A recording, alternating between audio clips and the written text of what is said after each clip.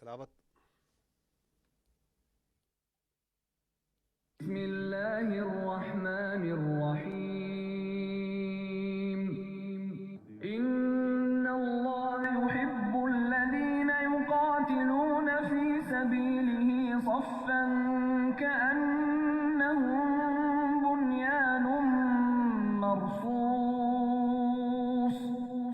जो लोग अल्लाह की राह में ऐसे तौर पर सफ बांध कर लड़ते हैं कि गोया सीसा पिलाई हुई दीवार हैं।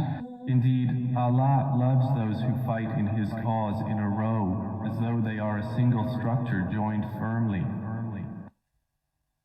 In the name of Allah, the most gracious, the most merciful.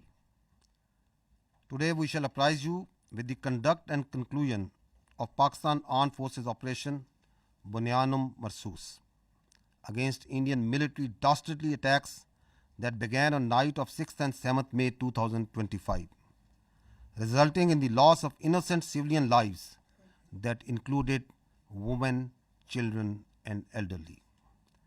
Pakistan had vowed justice and retribution for reprehensible Indian military aggression and brutal killings of our citizens. Alhamdulillah, Pakistan Armed Forces have delivered the promise made to our people. I begin by thanking Almighty Allah for His infinite blessings, mercy, help and divine support, as He has ordained the believers to retaliate whenever they are wronged. We bow our heads to Him in utmost humility to have enabled us to translate our resolve into decisive actions in the battlefield. Our hearts and sympathies are with the wards and families of the Shuhada who sacrificed their lives for the beloved country, and our prayers are for the quick recovery of our injured countrymen. We extend our heartfelt gratitude to every officer, soldier, airman and sailor of the Armed Forces of Pakistan who made this success on the battlefield possible through their courage, professionalism and sacrifice. The Armed Forces of Pakistan express their profound appreciation and gratitude to the brave Pakistani nation whose moral strength, resolve and above all wholehearted support and prayers remained unwaveringly with us during these testing times, which became a force multiplier for the armed forces of Pakistan. We are specially indebted to the youth of Pakistan who became the frontline soldiers as information and cyber warriors of the country. Profound thanks are also due to you, the vibrant media of Pakistan, who also stood like Bunyanum Marsoos, a steel wall against the Indian media information blitz and fuming as well as warmongering done by the Indian media. We are extremely grateful to the political leadership of all political parties without any distinction for the unified resolve in support of their armed forces for the defense of our motherland. The armed forces are specifically grateful to the inspiring leadership of the Prime Minister of Pakistan and his cabinet ministers for taking destiny-changing decisions of the country and steering it through this critical situation. Let me share now the operational details of Operation Bunyanum Marsoos. Ladies and gentlemen, Pakistan's response was a textbook demonstration of integrated tri-services jointness enabled by real-time situational awareness, network-centric warfare capabilities and seamless multi-domain operations. This synergy across air, land, sea and cyber domains allowed for precision engagements, overwhelming lethality and rapid tempo. All platforms operated in synergy, delivering coordinated effects at carefully selected decisive points. Using precision-guided long-range Fateh series missiles F-1 and F-2 of Pakistan Army, precision munitions of Pakistan Air Force, highly capable long-range loitering killer munitions, and precision long-range artillery. 26 military targets as well as facilities that were used to target Pakistani citizens and those enterprises that were responsible for fomenting terrorism in Pakistan were engaged in Indian illegally occupied Jammu and Kashmir and also mainland India. The targets included Air Force and aviation bases at Suratgarh, Sirsa, Bhuj, Nalia, Adampur, Bhatinda, Barnala, Halwara, Avantipura, Srinagar, Jammu, Udhampur, Mamoon, Ambala and Pathankot, which all sustained major damages. BrahMos storage facilities at Beas and Nagrota were also destroyed, which had fired missiles on Pakistan, killing innocent civilians, our flower-like children, our ladies and our elderly. S-400 battery system at Adampur and Bhuj was also attacked by our proud Pakistan Air Force. Military logistic and support sites which helped sustain this unlawful operation against innocent Pakistani civilians, like Field Supply Depot at Uri and Radar Station at Poonch, were also targeted. Military command headquarters, which helped plan the operational killing of our innocent citizens, especially the children, including 10th Brigade and 80 Brigade at KG Top and Nushaira, were also destroyed. Facilities which harbor, train and capacitate proxy elements that perpetrate terrorist attacks inside Pakistan, which kill innocent civilians, were specifically identified and destroyed. These include Intelligence Fusion Support Units and its forward field elements at Rajouri and Nushaira. Across the line of control, military elements including headquarters, logistic bases, artillery position and posts that had caused civilian casualties in Azad Jammu and Kashmir through unprovoked artillery and small arms fire were relentlessly targeted and heavily damaged until they raised white flags and asked for restraint. India used drones to violate Pakistani airspace to intimidate our civilians and spread fear. All through Operation Banyanum Marsoos, dozens of Pakistani armed drones hovered over Indian major cities and sensitive political and government facilities, including their capital, New Delhi. And from Indian illegally occupied Jammu and Kashmir all the way up to Gujarat, to manifest clearly our lethal long-range unmanned capability, to indicate the futility of the use of this domain in warfare. Pakistan Armed Forces also carried out comprehensive and effective cyber offensive to temporarily cripple and degrade critical infrastructure and services that were being used by Indian Armed Forces to sustain their operations.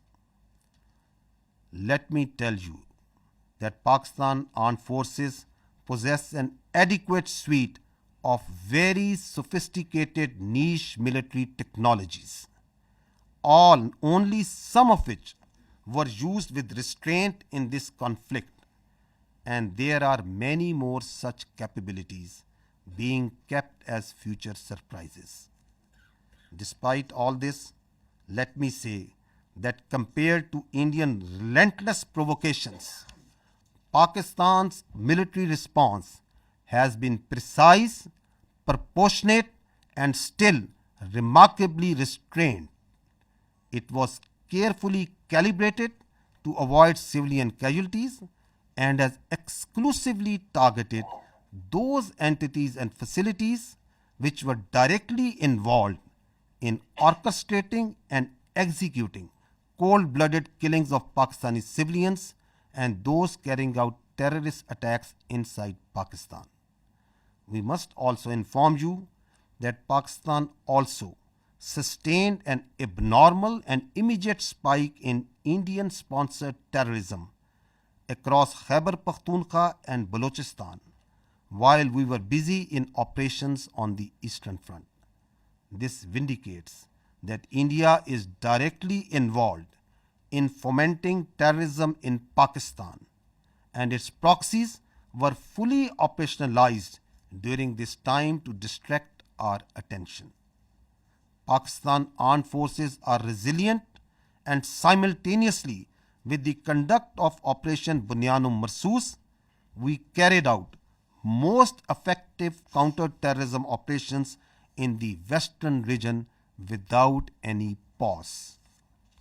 Operation Bunyanum Marsoos has been a great example of coming together of all elements of national power with overwhelming support of Pakistani public to effectively counter the threat to our national sovereignty and integrity and the threat to our great motherland.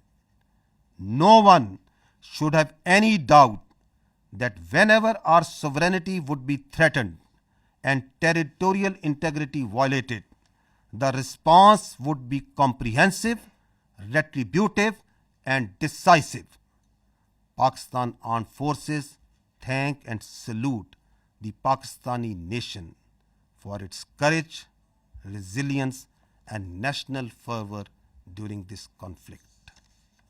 Let me finish with the Quranic verse from the Surah Anfal. وَيَمْكُرُونَ وَيَمْكِرُ اللَّهُ وَاللَّهُ خَيْرُ الْمَاكِرِينَ. They plan and Allah plans, and Allah is the best of planners. Pakistan Zindabad, Afaj Pakistan Paindabad. Now, ladies and gentlemen, I will read out this statement in Urdu for our citizens of Pakistan in general. बिस्मिल्लाहिर्रहमानिर्रहीम. आज मैं आपको पाकिस्तान की मुसल्लह अफवाज के operation बनियानुम मरसूस की कार्रवाई और इसके नताइज से आगाह करना चाहता हूँ, जो भारत की बुज़दिलाना फ़ौजी जहरियत के जवाब में किया गया. ये हमले 6 और 7 मई 2025 की दरमियानी शब शुरू हुए, जिनके नतीजे में मासूम शहरी, जिनमें ख़वातीन, बच्चे और बुज़ुर्ग शामिल थे, शहीद हुए.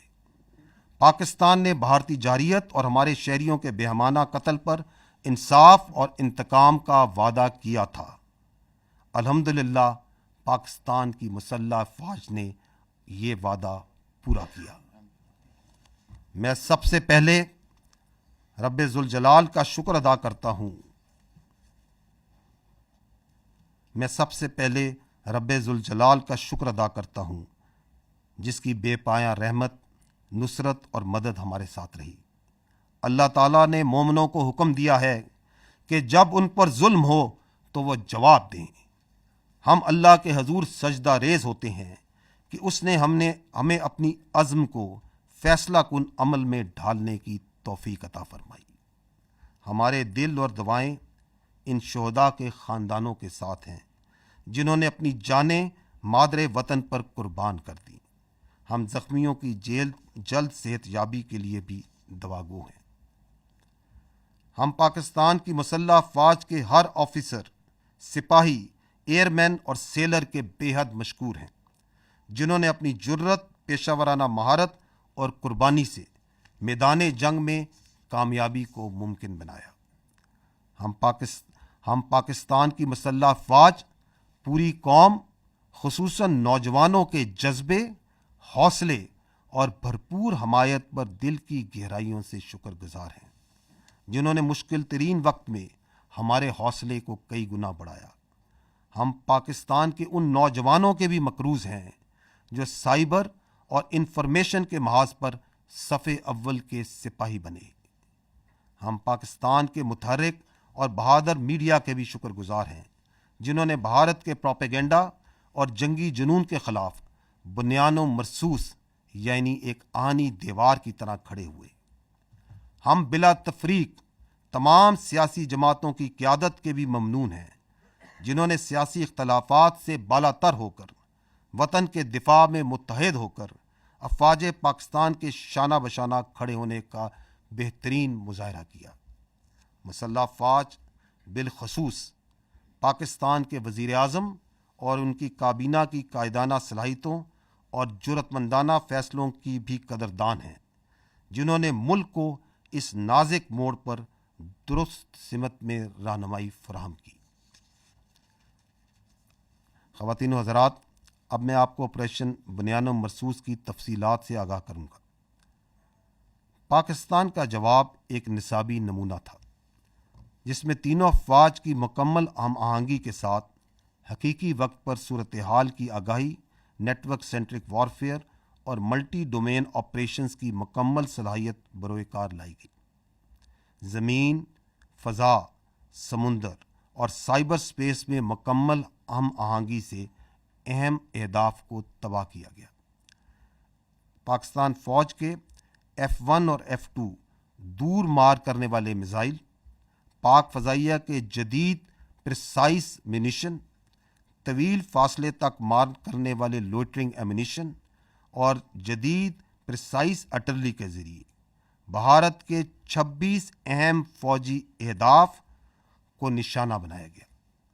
وہ تنصیبات جو پاکستانی شہریوں کو نشانہ بنانے کے لیے استعمال ہوئیں، اور وہ تنصیبات جو پاکستان میں دہشت گردی کو فروغ دینے میں استعمال ہوتی ہیں، اور ان تنصیبات کو نہ صرف بھارتی غیر قانونی زیر تسلط جموں و کشمیر میں بلکہ بھارت کے اندر بھی نشانہ بنایا گیا۔ نشانہ بنانے والے فضائی اور ہوائی اڈوں میں ایئر فورس اور ایویشن بیسز سورت گڑھ، سرسا، بھج، نالیا، آدم پور، بھٹنڈا، برنالہ، ہلواڑہ، اونتی پورہ، سری نگر، جموں، ادھم پور، مامون، امبالہ اور پٹھان کوٹ شامل تھے۔ بیاس اور نگروٹا میں موجود براموس میزائل کے ذخائر جو پاکستانی شہریوں پر حملوں میں استعمال ہوئے، ان کو تباہ کیا گیا۔ S-400 ایئر ڈیفنس سسٹم کو پاک فضائیہ نے بوجھ اور آدم پور میں نشانہ بنایا۔ اڑی میں فیلڈ سپلائی ڈیپو اور پونچھ میں ریڈار سٹیشن جیسے لاجسٹک اور سپورٹ مراکز کو بھی نشانہ بنایا گیا۔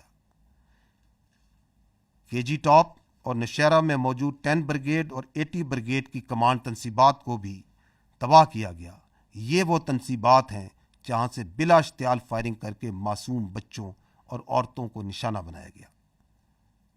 راجوڑی اور نشیرہ میں موجود ملٹری انٹیلیجنس کی یونٹیں اور ان کے فیلڈ عناصر جو پاکستان میں دہشت گردی میں ملوث پراکسیز کو سپورٹ دیتے تھے، ان کو بھی ختم کیا گیا۔ لائن آف کنٹرول کے پار وہ تمام آرٹلری، لاجسٹک اور پوسٹیں جو آزاد جموں اینڈ کشمیر میں سولینز پر فائرنگ کرتی تھیں، ان پر شدید اور مسلسل جوابی کارروائی کی گئی، یہاں تک کہ انہوں نے سفید جھنڈے اٹھا لیے۔ بھارت نے ڈرونز کے ذریعے پاکستانی فضا کی خلاف ورزی کی تاکہ عوام میں خوف پھیلایا جا سکے اور ان کو ہراساں کیا جا سکے۔ اس کے رد عمل میں آپریشن بنیان و مرصوص کے دوران پاکستان کی مسلح ڈرونز بھارت کے بڑے شہروں انکلوڈنگ دارالحکومت نیو دہلی اور illegally occupied Jammu and Kashmir سے لے کر گجرات تک مسلسل پرواز کرتے رہے، تاکہ پاکستان کی صلاحیت کا نہ صرف اظہار کیا جا سکے اور بلکہ یہ بتایا جا سکے کہ اس ڈرونز کے ڈومین کا موجودہ وارفیئر میں کوئی فائدہ نہیں۔ پاکستانی افواج نے بھرپور سائبر حملے بھی کیے، جن کے نتیجے میں ان بھارتی اہم مواصلاتی اور انفراسٹرکچر نظام کو مفلوج کیا گیا جو کہ بھارتی افواج کے استعمال کر رہی تھی۔ یہ یاد رہے کہ پاکستانی افواج کے پاس ایسی کئی جدید جنگی صلاحیتیں موجود ہیں جن کا کچھ کا استعمال اس تنازع میں محدود سطح پر کیا گیا، اور کئی صلاحیتیں آئندہ کے لیے محفوظ رکھی گئی ہیں۔ ان سب اقدامات کے باوجود میں واضح کرنا چاہتا ہوں کہ بھارت کی مسلسل اشتعال انگیزی کے مقابلے میں پاکستان کا رد عمل نہایت درست، متوازن اور محدود نوعیت کا رہا۔ ہر ہدف جو ہمارے معصوم شہریوں کے قتل یا پاکستان میں دہشت گردی میں براہ راست ملوث تھا، ان کو احتیاط سے نہ صرف منتخب کیا گیا بلکہ انشور کیا گیا کہ عام شہری متاثر نہ ہوں۔ ہم یہ بھی واضح کرنا چاہتے ہیں کہ جب مشرقی سرحد پر افواج پاکستان دفاع میں مصروف تھیں تو خیبر پختونخوا اور بلوچستان میں بھارتی سرپرستی میں دہشت گردی میں غیر معمولی اضافہ ہوا، جو اس بات کا دوبارہ ایک ناقابل تردید ثبوت ہے کہ بھارت پاکستان میں دہشت گردی کو اپنی پراکسیز کے ذریعے فروغ دے رہا ہے۔ تاہم افواج پاکستان نے مغربی محاذ پر بھی انسداد دہشت گردی آپریشنز کو بغیر کسی وقفے کے کامیابی سے جاری رکھا۔ خواتین و حضرات، آپریشن بنیان و مرصوص ایک ایسی شاندار مثال ہے جہاں قوم کی تمام طاقتیں متحد ہوئیں اور متحد ہو کر مادر وطن کے تحفظ کے لیے کھڑی ہو گئیں۔ کسی کو بھی کوئی شک نہیں ہونا چاہیے کہ جب کبھی ہماری خود مختاری یا سرحدوں کی خلاف ورزی کی گئی، ہمارا رد عمل جامع، جوابی اور فیصلہ کن ہوگا۔ افواج پاکستان پاکستانی قوم کو اس کے حوصلے، عزم اور حب الوطنی پر سلام پیش کرتی ہے۔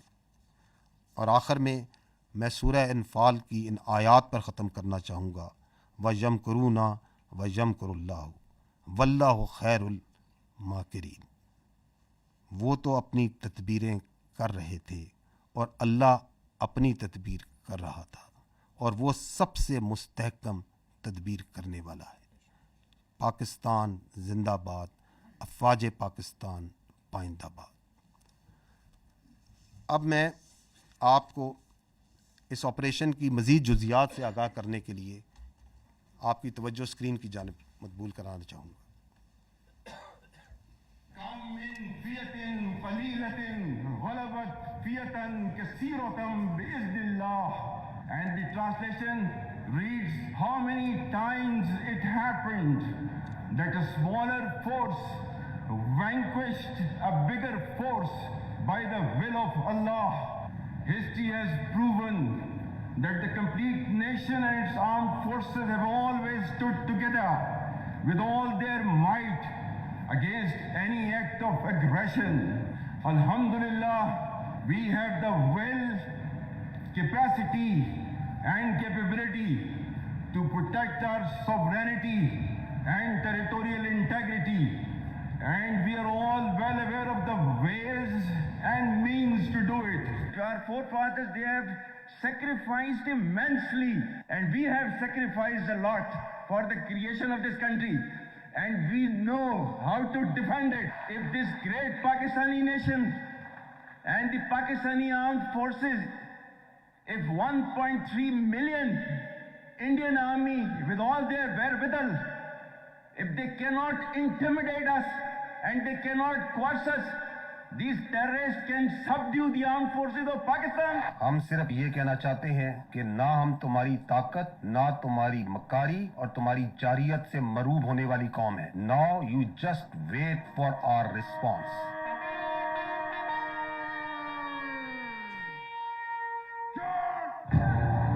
Bismillah ar-Rahman.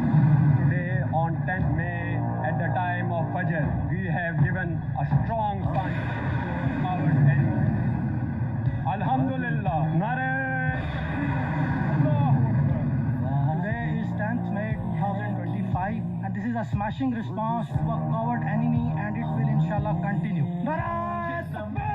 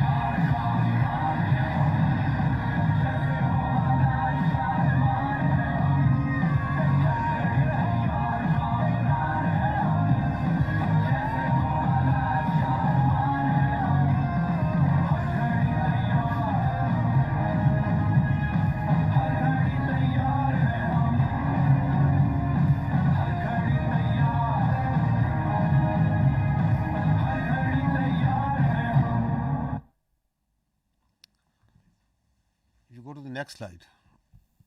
If you remember, the armed forces of Pakistan promised you three things. We told you that we will give a befitting response to Indian aggression. We told you and we told the nation that, however, this response will be at the time, place, and method of our own choosing. And we also told the nation that when we will hit the Indians, the entire world will come to know. And we also told that you will not require the Indian media to report to you the phantom strikes that they said that Pakistan is taking place. Didn't we tell you all these three things? We told you. And we also told you that as these armed forces say, we ardently love to embrace Shahadat far more than you fear death. So, gentlemen, this is how it culminated. Now I will show you another clip which will tell you the story. Pakistan says the country has launched a retaliatory military operation against India. Operation Bunyan ul Marsus, which translates to a firm wall of lead, is targeting military facilities in India. We have seen this pattern of strikes in the morning, then retaliatory strikes at night. It is hard to imagine from this moment where I stand that New Delhi won't want to respond. Pakistan's army said an eye for an eye. It's claimed that the counter-offensive is ongoing and that it's targeting air bases in India from which missiles had been launched. Just after morning fresh, there were series of loud explosions were heard across Jammu and Kashmir, including Uri, Nagrota, Jammu, Udhampur, as well as a major cities of Srinagar and Jammu. Pakistan decided to launch a massive retaliation that included fixed-wing aircraft, as well as drones, and also cyber attacks. They hit 8 air bases inside of India and Indian-controlled Kashmir. Important distinction, these are India proper as well as in Indian-controlled Kashmir. And those air bases, one of them they say that they've hit a sophisticated air defense system, and another one that they say that they've taken out a missile storage tank. Pakistan's military says the strikes are in retaliation for what it calls Indian aggression. Islamabad claims it has hit multiple military targets near the line of control. Pakistan responded with a relentless, a massive barrage of missiles and rockets, they say, Pakistan says,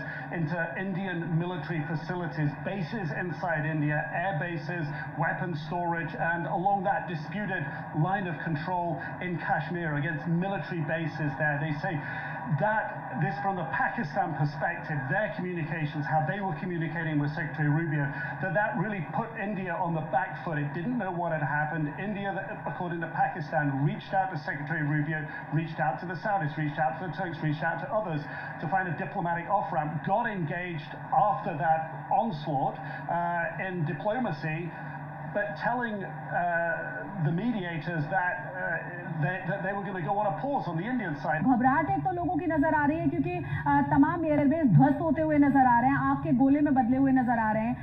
सबसे ज्यादा जो चर्चा है वो ये कि जब आप अपने एयरबेस को नहीं बचा सकते तो जनता को क्या बचाएंगे। बड़ी खबर निकल के सामने आ रही है, पठानकोट एयरबेस ते हमला होया है। जी दादी के पठानकोट एयरबेस ते हमला होया, दूसरे पासे जम्मू एयरबेस ते हमला होया।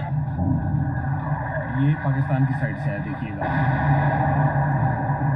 अब हमें आवाज़ से ही पता लग जाता है, जो सीटी बजाता हुआ तेजी से आता है और हमारे करीब जोरदार आवाज़ के साथ फटता है, वो पाकिस्तान की तरफ से फेंका गया, पुंछ पर फेंका गया।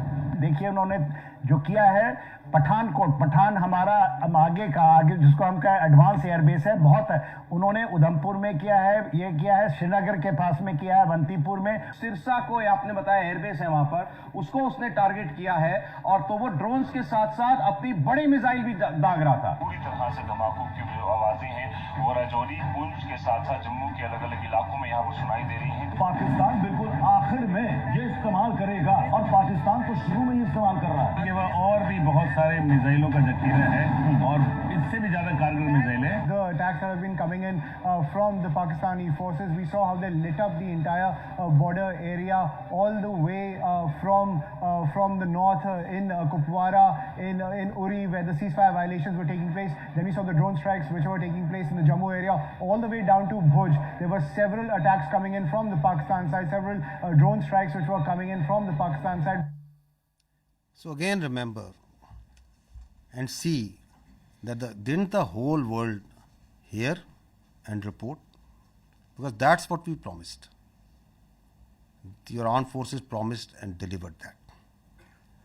Now I would like to draw your attention to the next clip, that how the Indian Ministry of Defence itself reported this.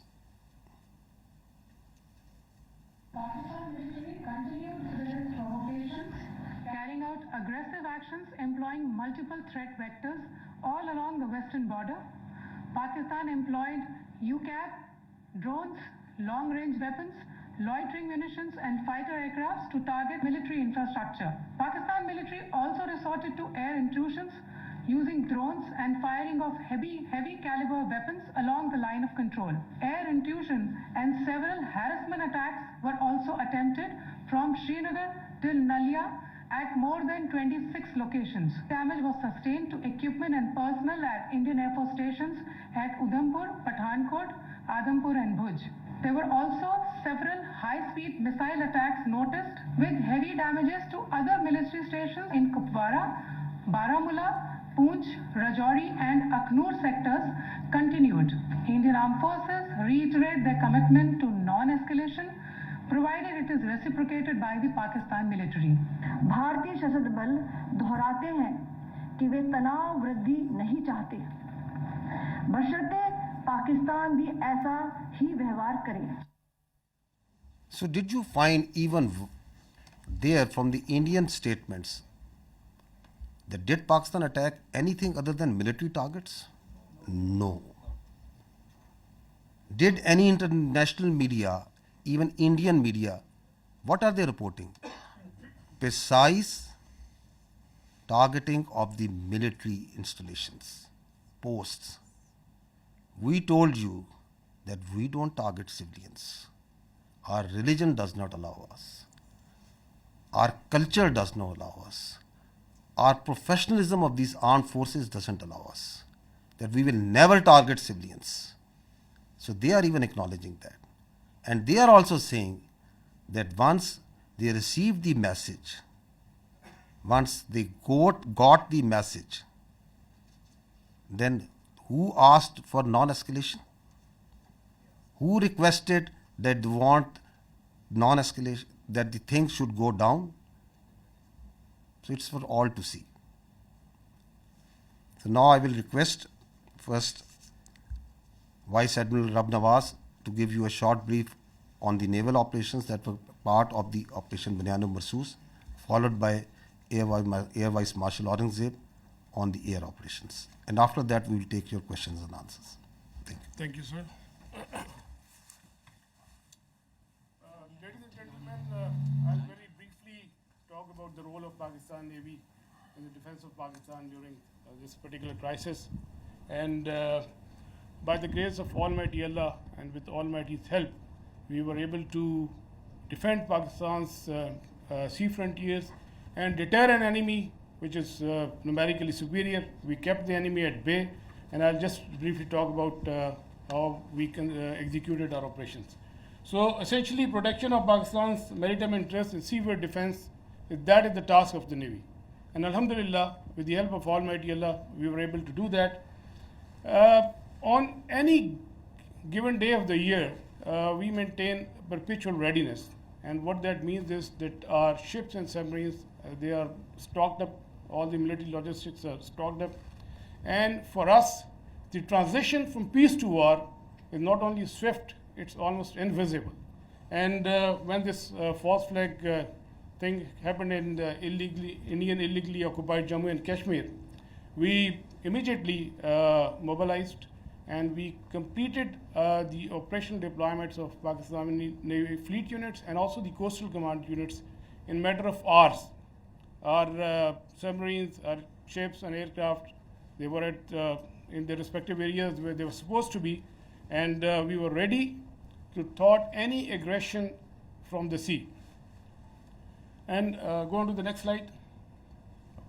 Ladies and gentlemen, maritime domain awareness, that is essentially to know what is happening in your area of interest. That is critical for the naval operations.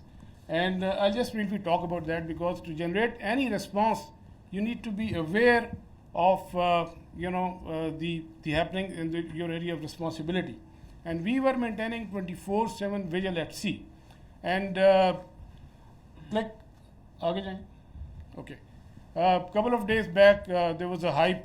You heard about INS Vikrant approaching Karachi, and I'll just briefly tell you that we were keeping a very close eye on the activities at sea. And this is essentially the Indian Navy surface disposition throughout these days. They had a couple of ships in this particular area. They were moving around in this area. And then there's a ship off Salalah, which was operating over there. And this is the much talked about the Indian carrier. We were monitoring it right from the day one. On 30th of April, it was here. Then it moved up here. Subsequently, it moved up here. And on the night of 6th and 7th May, it was back, close to Ratnagiri, very close to Mumbai.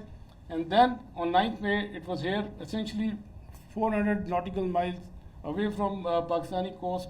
And again, then it retreated back close to Mumbai. So we were keeping a very close track on this particular carrier movement. And there was no cause of concern at any time. If the carrier comes closer to 400 nautical miles and even closer, that essentially simplifies our problem. So we were, the Pakistan Navy Maritime Air Arm, in coordination with the strike component of Pakistan Air Force, they were cockpit ready to generate any kind of response at that time, at all times. And I was in constant communication with the Deputy Chief of Air Staff, Air Vice Marshal Aurangzeb, at all times, and we were just ready. If there is any aggression from the sea, we were there to respond effectively. And let me say another thing. That is, you know about the carriers, you have seen them in the movies, but as a professional military officer, I don't want to underestimate the enemy, but let's put the things in the right perspective. The INS Vikrant and the carrier, the Western carrier, there's a huge difference. This is an aircraft carrier which essentially sailed with 8 to 12 MiG-29s, which was barely essential to carry out its own air defense. The purpose of the carriers is power projection and to ensure air superiority in a given sea area. So with this, less said the better. This is simply not possible, and the Indian Navy exactly knew this, and that is precisely why on the 9th of 6th and 7th, when they carried out this cowardly attack on the civilians, they moved this carrier to the safety of their own coast, well away from Pakistan's strike capability, close to this Ratnagiri area. And again, on the night of 9th and 10th, it was moved very close to the Mumbai. It was essentially 17 to 20 nautical miles off Mumbai. But we were keeping a track. We were fully aware of their movements in this area, and we were always ready to generate a response in coordination with the Air Force, especially in case of the aircraft carrier. Subsurface elements, the offensive element, they were offensively deployed. They were in their respective areas and ready to generate a response. And also, you might have seen this footage. We were not only in the surface domain, but we were essentially effectively monitoring their air surveillance things. And because of the operational security reason, I'll not talk much about how we did that, but we were keeping an eye on this particular activity as well. And likewise, in the subsurface domain, our anti-submarine warfare vigilance was all-time high. We were monitoring the movement of their submarines when they left their shores, and we exactly, had an idea where they would be, and we had our ASW surveillance and suppression effectively going on at all times. Likewise, another component of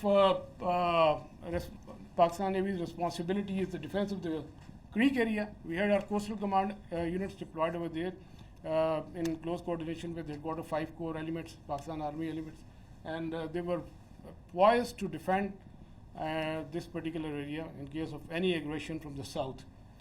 Another important component is the protection of ports and harbors. You have just heard the DG ISP talked about the subcontinental threat that we witnessed. There was a surge in other part of the country, and we were, there were real-time apprehension that there may be a surge. So we ensured the protection of all ports and harbors of Pakistan, and coastal command elements, they effectively played a very, very important role in this. And just to mention that on the night of 6 and 7, when they carried out the attack on Pakistan, we were fully ready to respond to any aggression from the sea. We were just ready, and but the enemy chose not to come our way. It was essentially not a matter of choice. I would say it was a matter of compulsion, because enemy fully understood the cost it would have incurred had it ventured from the sea. And likewise, वापस जाइएगा, go back please, go back. And a few words about the missile threat that you have talked about. You must have heard the enemy missile attack. We were keeping a very close eye on enemy deployment in this area, from where they can potentially launch a missile threat towards Karachi. We were fully aware, and we had our response ready to in that eventuality. And go on to the next slide, please. Ladies and gentlemen, all operations, whatever we do in the military domain, they are to create certain effects. We look for the effects, and the effect that we created, we were able to resolutely, with our posture, we were able to deter the Indian Navy despite its numerical superiority. Number of times have more assets and more forces, and with an annual budget of like $13 billion. So Pakistan Navy, with its potential, with its posture, with its capability, was effectively able to deter the Indian Navy from doing any venture from the sea, alhamdulillah. And that is very, very important. That is essentially the job of the Navy, to ensure that the free flow of trade continues. That's the backbone of the economy. Our 95% of trade is through the sea. Alhamdulillah, we were able to ensure that the shipping continues, the free flow of trade was ensured, and we were able, all our ports and harbors, they remained open. And you can Google yourself. So what was the case on the other side? You can Google about Kanda and Mandra, and there were some disruptions, but that you can check for yourself. But alhamdulillah, we were able to effectively ensure this. Next. We had a wonderful inter-services synergy, very effective communication, and like I said, I was in constant touch with the DGMO and the Deputy Chief of Air Staff Operations. At all times, we fully coordinated our operations, and alhamdulillah, and I think that's really successful for execution of maritime operations. Aage chale. Alhamdulillah, we came up to the national expectations. We ensured defense of Pakistan's maritime frontiers, and we were able to deter the enemy from any adventurism from the sea. And ladies and gentlemen, let me tell you that we remain ever ready to thwart any aggression from the sea at all times. So we will keep our guard. We always keep our guard, and inshallah we will keep our guard in days to come. And last but not the least, I'll end my presentation that the next time when you think of Pakistan Navy and the silent guy, please remember that with the help of Almighty Allah, our actions will always speak louder than words. Thank you very much, and I request AVM Aurangzeb. So the Indians didn't choose to come on the sea. Now you understand why.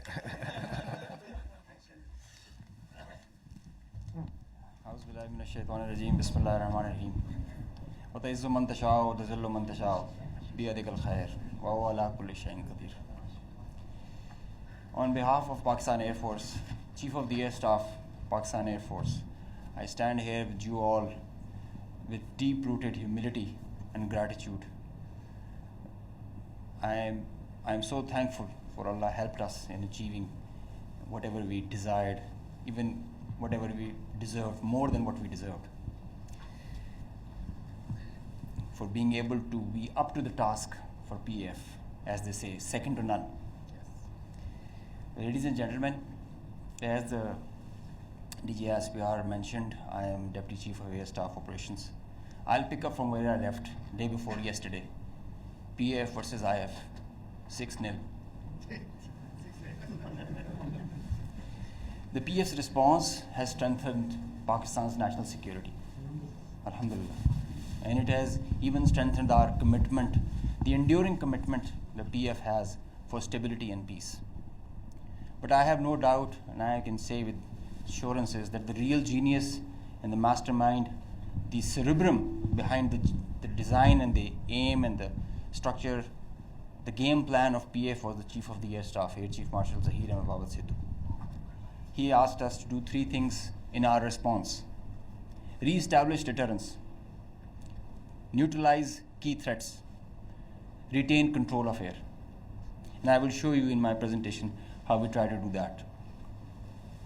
Slide. During the befitting response that we generated in our first episode, we attrited the IF's pride, the Rafales, resulting in this entire fleet almost coming to a standstill in a ground position. You could see that they were not flying after that, at least not close to their western border. This reduction in flying to bare minimum actually reduced their liberty of action. They curtailed their options. Slide. This is the Pakistan's air defense environment. Pakistan air defense environment is offensive, it's integrated, it's credible. And I'll show you. IF initiated having no space with their manned aircraft. They initiated with their unmanned aircraft operations, targeting Pakistan's civilian population and their infrastructure. Here you see all these spots all across the swath of drones and UAVs who are coming inside our territory, which is being picked up by all our radars from the moment they were entering, even before that. Slide. Now, PF's air defense environment is suitably configured to detect enemies' low RCS radio radar cross-section, high and slow speed platforms. That you can see that they are all visible by the time they are entering. Slide. So the anti-drone systems of Pakistan Air Force and Pakistan Army also and Navy, they rendered the enemy US drones attacks ineffective by spoofing, jamming, and making their systems rendering them unserviceable. Slide. All drones with low cross section also were detected, rendered useless through utilization of the indigenous GPS jamming systems that we have, the data and the SATCOM link denial that we created through our indigenous systems that we have made ourselves.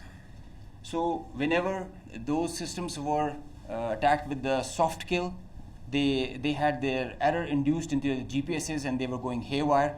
And whenever they were coming closer to any civil population or civil area of high value, a direct or a hot kill was achieved on them. Slide. So here you can see they were neutralized mid-air with the hard kill whenever they were coming close to any population or any area. Being in a sparsely populated area, they were left all around and they were applied with the soft kill. Slide. Now, after that, when the US chapter was over and they were fearing PF's retribution, in utter desperation, the IF resorted to a highly escalatory, very irresponsible surface-to-surface and long-range vector application. You can see this is Suratgarh and this is our base Rafiki. This is our eastern border, and you can see the BrahMos, high-speed BrahMos traveling almost at 3,000 kilometers per hour, who are going over there and coming, numerous, one after another. And now they were being attacked with PF's soft kill. We were inducing the errors into them, into the GPSs, which increased their CEP. The probability of missing their target increases. And hard kill was also achieved. Here you see one of the US has gone, if by the end of the slide you will see one of the US has overshot the target and gone ahead. This is the radar picture. You can see that they are going, this target will, this BrahMos will miss the target and will go ahead and fall in some no man's land. And they are being, one after another, they are coming back, crossing the borders. They are being picked, they are being picked as soon as they are being launched. So real-time launch, mid-flight and terminal phase of all SSM, PF has the capability. Our air defense system, as I just mentioned, is very offensive, integrated and credible. So here you see that they are being launched from Bhuj area. This is the southern part of the country. And this is our airfield Bhulari. You must have mentioned, you have seen there were a lot of mention from the our counterparts. Here you see this BrahMos is coming. It's almost reaching the target, and you'll see when we will apply the soft kill, look what happened to it. It moved left and then disappeared towards the ground. I mean, this is the radar evidence that we have, that there so many of their vectors missed the targets. A lot of them did make, because they were throwing like hundreds of them. Next slide. There is one more very interesting thing that I would like you to all see. This is where it is launched from our eastern side towards Jaisalmer. This is our airfield Shahbaz, Jacobabad.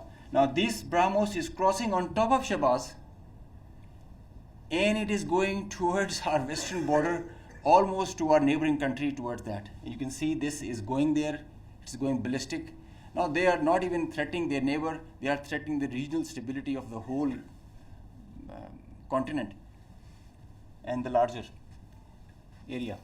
So effective sensor to shooter grid that was made by PAF, and the potent hardened soft kill capability that led to the missed target opportunities for lots of their surface to surface and long range vectors.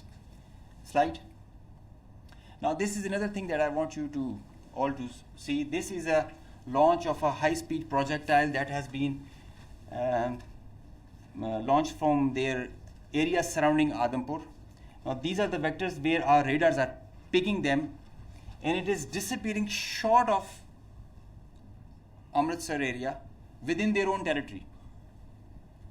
I mean, this is the most absurd kind of a targeting psychology or practice that you would see, that you are not only targeting neighboring countries to your enemy, if they consider it, and your own people as well, jeopardizing their safety. I mean, this is the high-speed project impacting within own territory, and we have other pictures for that also. This is the repeat occurrence that happened the other night also. Slide. Now the PF's response, I would like you all to pay attention to that, because this is kind of a dizzy slide, but I will go one by one so that it's all clear. PF's response, PF's effective spectrum warfare, which supplemented the kinetic ops that we envisaged to take. The integrated, seamless, synchronous utilization of EW, cyber, and space domains, coupled with the synergetic all-domain offensive response, which orchestrated following a very intricate targeting mech, the mechanism that we undertook to engage the targets, of swift, calibrated, effect-based approach to operations, which was undertaken across complete swath of the Indian Western Front. Now you have seen in the video montage that the whole border was exposed by PF and our armed forces. So starting from the north across LOC till Kandla, with targets including airfields, ammo dumps as far and as deep as Delhi. I mean, you can say something about Islamabad, which is a stone's throw distance, and Delhi, with, as the DG Aspire mentioned, some other cards up our sleeves with more ranges. The Barnala C2 Center, which is the heart of their IACCS, and other airfields, Nalia Bhuj and Kandla, as they mentioned, you can see, Google it also so that you can see the effects. PF's hypersonic missiles, unmanned force, standard weapons, and long-range vectors all were on the menu for the multi-domain operations that we undertook. So PF's utilization of niche and disruptive capabilities struck deep inside the enemy. And there were like hundreds of drones that were there. Hypersonic, engaged targets, deep, precise, lethal, destructive. Slide. Just go back. I will explain the slide that is coming ahead. So our aim was to achieve ascendancy in effects so that we manage the escalation. Throughout the conflict of whatever length it was, we had the escalation management at our side. So within a short span of time of couple of hours, we had really saturated our friendly neighborhood. Next slide. This much talked about S-400 threat. As I mentioned that we were giving special attention to the Rafales in the air, so we gave our remaining part of our attention to the S-400 on ground. Now identifying S-400, attacking them is a easier part than identifying it on ground because it is mobile, it's a high value thing, and you guard it. It's kind of a center of gravity. So we were tracking through our satellite imagery well before the hostilities, as we usually do. So we had pinpointed S-400. As you can see, we knew that this is parked. It's cheeseboard radar, and the other part of the radar, the other constituents of the whole S4 battery. Slide. These coordinates, go back. These coordinates were ortho-rectified by our space department, so that you have a very precise engagement. Whenever you are throwing and employing long-range vectors, you really need very precise coordinates so that you don't miss. So S-400 was at Adampur was targeted like that. Next. As I mentioned, some niche technologies and capabilities were employed. So our loiter munition and killer drone strike at PF. At Udhampur, you can see this was their complex and command and control, magnified before and after. It's not there. Now these kind of pictures, loads of pictures are there for targets. So I need not to show them. They were saying it themselves, as you saw on the montage. So PF's response remained very effective, very potent, and very effect-based. Slide. Time and place of own choosing, displaying bold, aggressive, and unwavering resolve of military leadership. Now I must take a moment to mention what kind of a pressure you have when this kind of a conflict arises, and I must appreciate the leadership, both the Chief of the Army Staff and Chief of the Air Staff, both. They were both very resolute and very clear in giving instructions to all of us who are the players towards the Navy, Army, and the Air Force. And that is perhaps the reason we were so sure about it, what we have to do. In speed and direction, sometimes you have to prioritize direction more than the speed. So we had the correct directions to follow. Slide. With unprecedented reach, precision, lethality, while avoiding collateral, as we have seen in the video montage. PF hit maximum number of IF airfields in a single operational package since 1971, because they crossed the international border since that, so we had to do that. Slide. While re-establishing deterrence, Pakistan negated the setting of a new normal under the hegemonistic design of a supremacist regime through swift and effective response. Slide.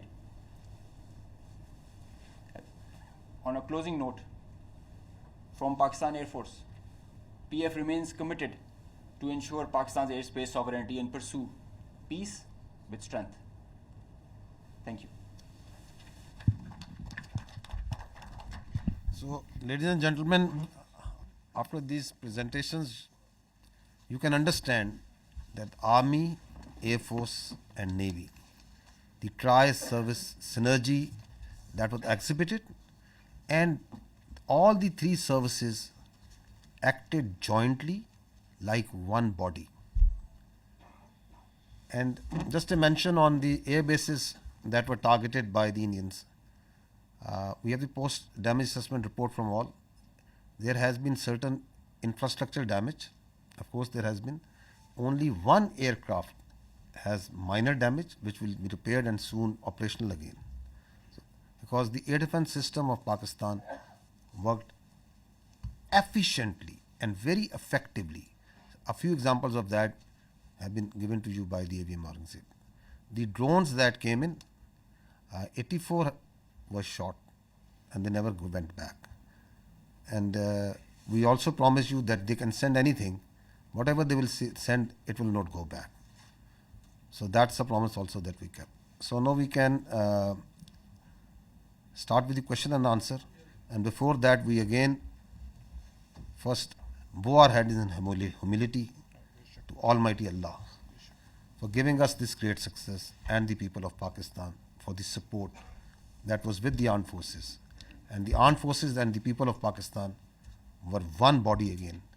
They worked together for thwarting this threat against this motherland. So we can have the first question.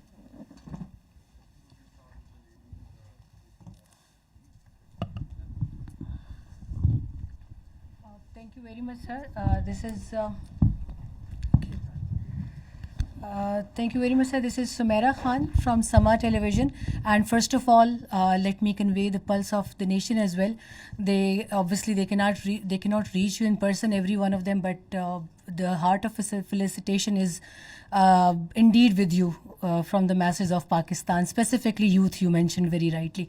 My question is, in that whole span of escalation, the Indian government had been issuing extremely provocative statements regarding initiation of war, and not just the government, but unfortunately their media was also, to me it seemed very war frenzy. And but in that whole time, in the meanwhile, I saw Pakistani side and I saw you very defensively responding to all the hegemony and Indian aggression. So I just wanted to know that it was part of your strategy. What was that? Or you never wanted that escalation to rise to all those levels? And a quick comment from Aurangzeb as well, that the multi-domain, how would you elaborate it? How did you incur it in the PF strategy to kill the Indian side in the battlefield? Thank you. So as far as question to the escalation is concerned, let me say it. The reality is that in a conflict which is between two rival nuclear powers, such a conflict is actually an absurdity, and it is inconceivable and sheer stupidity. Why? Because that conflict can lead, in the case of Indo-Pakistan, India-Pakistan, can lead to the peril of more than 1.6 billion people. So, in reality, there is no space for war between India and Pakistan. And if anyone wants to carve out this space for war, he is actually carving out space for mutual annihilation. So that is why you saw that in this conflict, Pakistan acted in a very mature manner. And through conventional forces, we maintained escalation control. Through conventional forces, we gave them a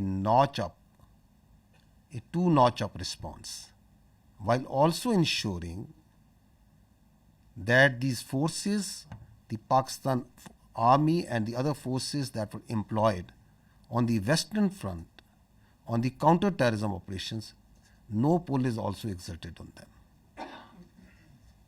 Thank you.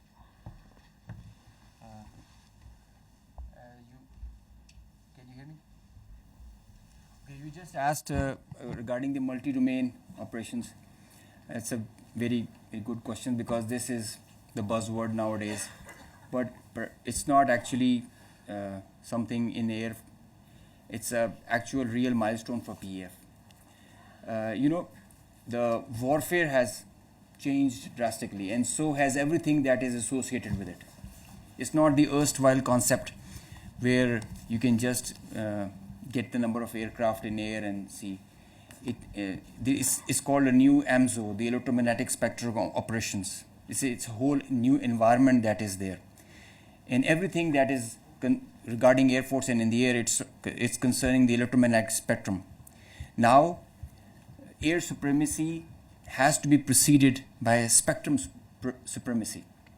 And if you control the spectrum, you control the conflict. So Pakistan Air Force, and especially this is a thing that is pursued so vigorously by Chief of the Air Staff, that we have to have that spectrum warfare capability. And you saw how we manifested it. It is a combination of EW, space, cyber, air, land, and sea, command, control, communication, infrastructure, information. All these things, they are in the wider spectrum of electromagnetic operations. And that is how you create an environment. You create a EW web that you manifest in the whole operations. It has to be choreographed at each step, and when to administer what. And it has to be preconceived. I mean, you can't do it randomly, and you cannot just do it on your whims. So you have to understand the whole idea and whole architecture. It might get pretty technical, but multi-domain operations is the need of the day, and all those air forces who kind of relegate it, they end up in the wrong side of the barrel. So Pakistan Air Force prioritizes it. We have our own Spectrum Warfare Operations Center, which is controlling the even in a small battle or an engagement to a larger campaign. Because now all the players who are there, all aircraft, they have so much of sensors and there's so much of fusion going on, the data links, the software defined radars, they're all thriving on the electromagnetic spectrum or being challenged by it. So each player is taking a campaign level decision, the kind of information he is having. And if he doesn't get that information, he is redundant. So electromagnetic warfare is the need of the hour, and multi-domain operations is what carries you, propels you to perform and achieve the mission success with mission survivability, denying the same to the enemy. Thank you. My name is Kiran. I'm from the Khorasan Diary. Sir, I have two questions on what basically I need confirmation. Is that one, when President Trump tweeted about the ceasefire, they said that Pakistan and India can talk in a third country.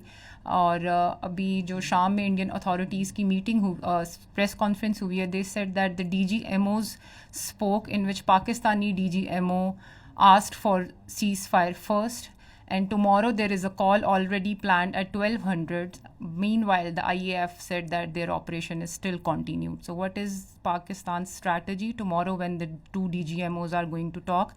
And the second thing is that, as international media also reported, that Pakistan has Indian pilot in the custody. So do we have Indian pilot in our custody? And if we have, are we going to return her or him? So I can confirm you very clearly, we don't have any pilot in custody. This is all social media chatter. This is all part of the multiple source of fake news and propaganda that has been generated from multiple sources. As far as your first question is concerned, let me say it very clearly and put it on record. Pakistan never requested. The fact of the matter is that on the night of 6th and 7th May, once those ghastly and cowardly attacks were made, the Indians requested after those attacks. And Pakistan gave a very clear response that we will communicate back only after we have given the response that this and retribution that this act deserves. So on 10th of May, after that response and retribution, that just retribution, targeting not the civilians, but those military establishments, those units, those places from where the attack on the civilians, the innocent civilians, the children was made, once they were neutralized and taken out. And on the request and intervention of the international interlocutors, we responded to the already made request of the Indians. And if you see publicly, what's on the public record? What I have shown you just now. What was the public position of the Ministry of Defense of the Indian Armed Forces? Who was asking for non-escalation once the just retribution of Pakistan Armed Forces have gone? So I think the record publicly, the facts speak for themselves.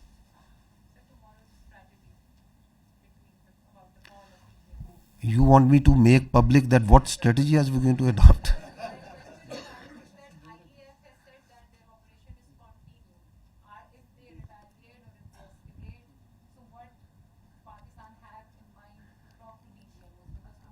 For any threat, anything that they can pose, posture, your armed forces are always vigilant and ready. We have proved it on ground multiple times. We can prove it. So, and we don't respond. And we are not here for a response that what they said. And so it's not that what they said that I have to say.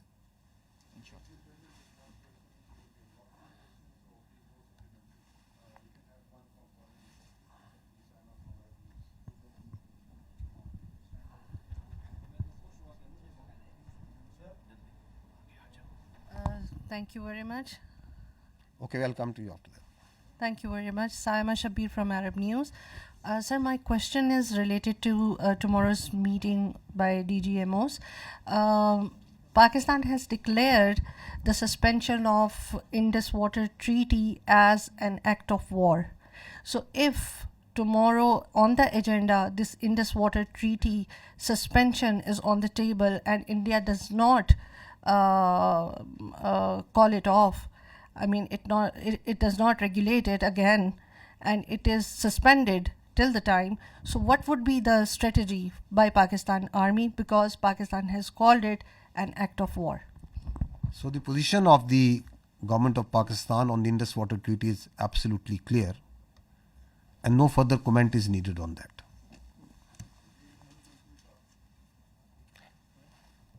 Our Turkish friend over here is raising his hands again and again. Skardu, okay. I thought you are from the Andolo news agency.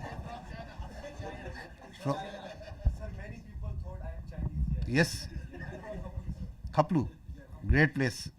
Great place. Sir, I am from Khaplu Chwar at the border area, just half hour from the Indian border. Okay. Sir, I am from British. Okay. Sorry for the mistaken identity. So we can go with the question. Sir, my question is that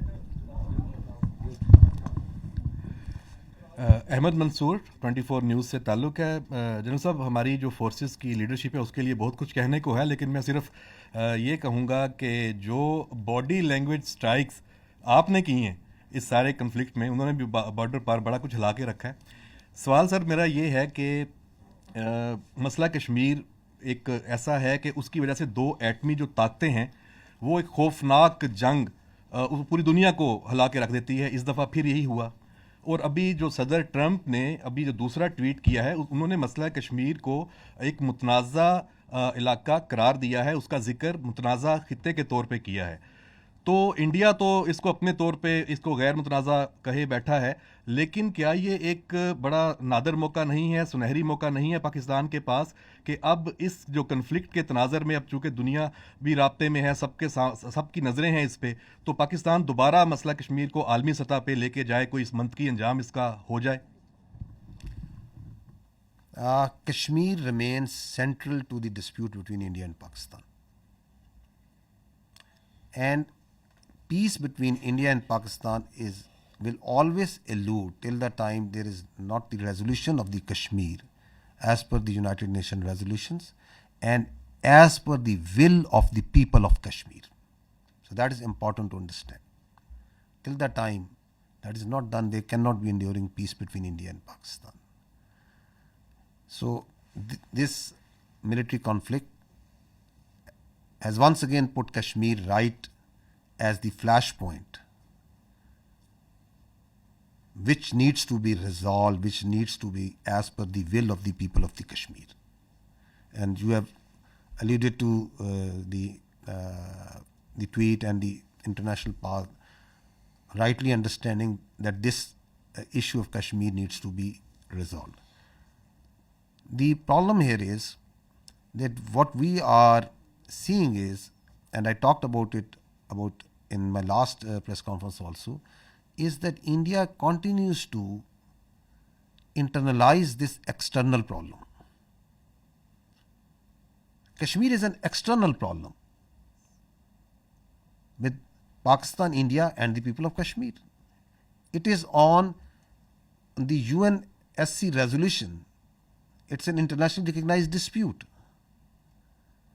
And India is trying to internalize it. How? By trying to change the demography of Kashmir, by trying to change the legal status in violation of the UNSC resolutions and the international commitments that India has made, by the coercion and harassment of the people of illegally occupied Jammu and Kashmir, and multiple other actions, by the oppression that is going on and the just and the just struggle of the people of Kashmir for their rights, and then on the pretext of law and order, on the pretext of terrorism, this you are seeing what's happening even after Pahalgam in Kashmir. Houses of the people are being bulldozed, blasted. People are being taken into custody, and not in dozens but in hundreds, in thousands. You have got so much security forces, so many intelligence people, so much state power put in that very small place. The rights of the people, the plight of the women, the plight of the children. So it's an international issue. Talk it out, find a solution which satisfies the will of the people. So that is what needs to be done as far as Kashmir is concerned.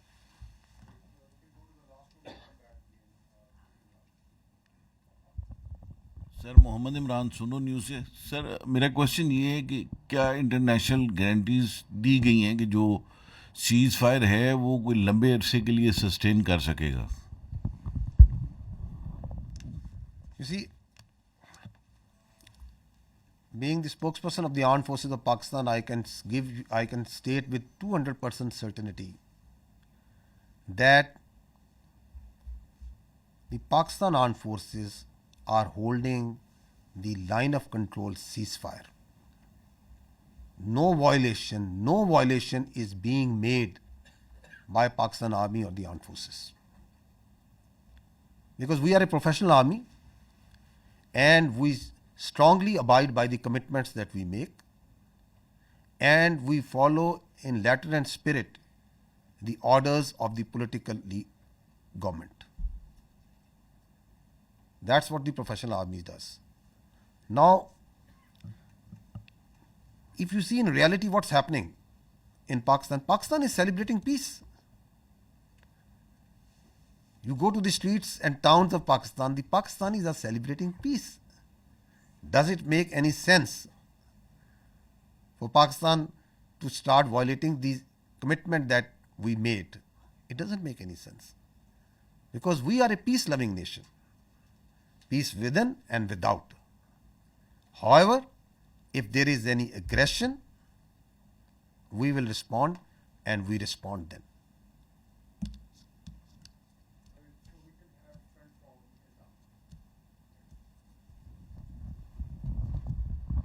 So thank you so much. My name is Raza. I'm from Iranian State News Agency. If you allow me, I have a question from the Honorable Vice Admiral Thank you.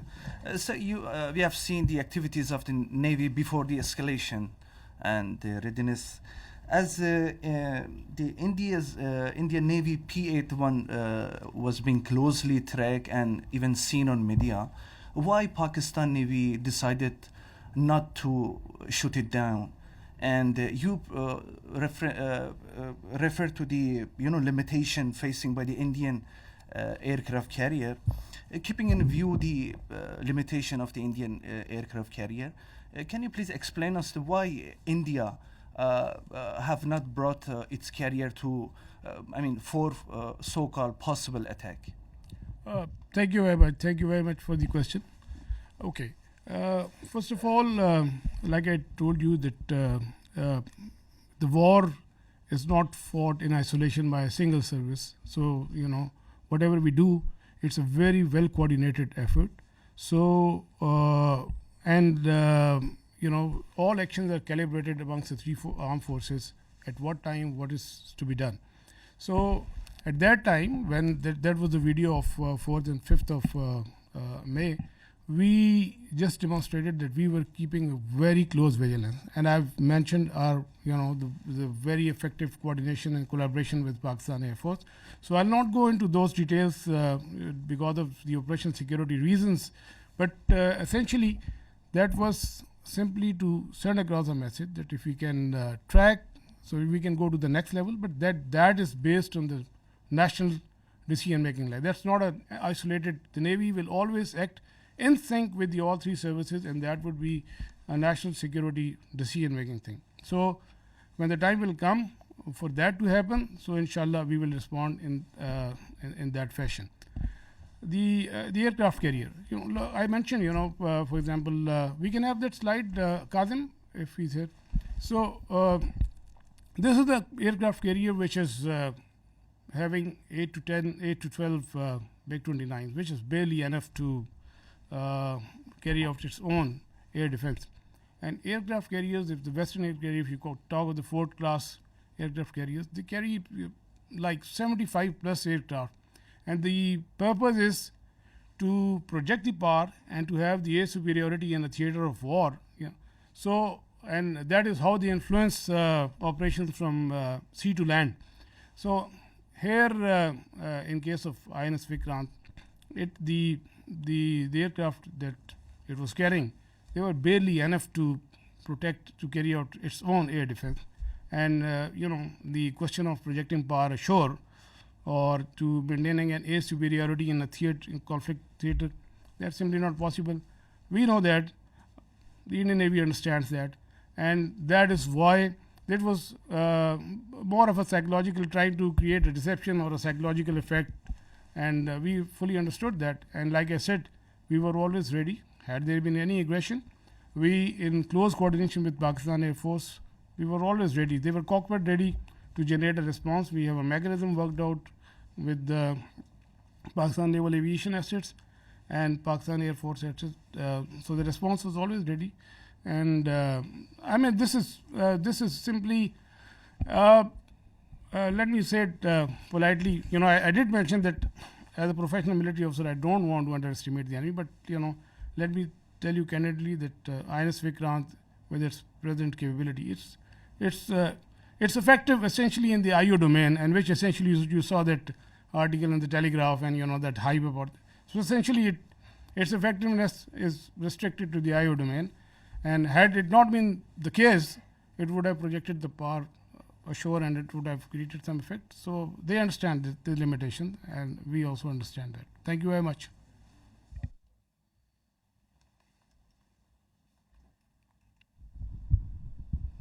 जना साहब जी, Khalid Mahmoodi express TV से। जना साहब, Indian media ने जो 3 दिन में तूफ़ान बर्पा किया, उसको तो हम अच्छी तरह जानते हैं, उसका जवाब भी उनको दिया गया।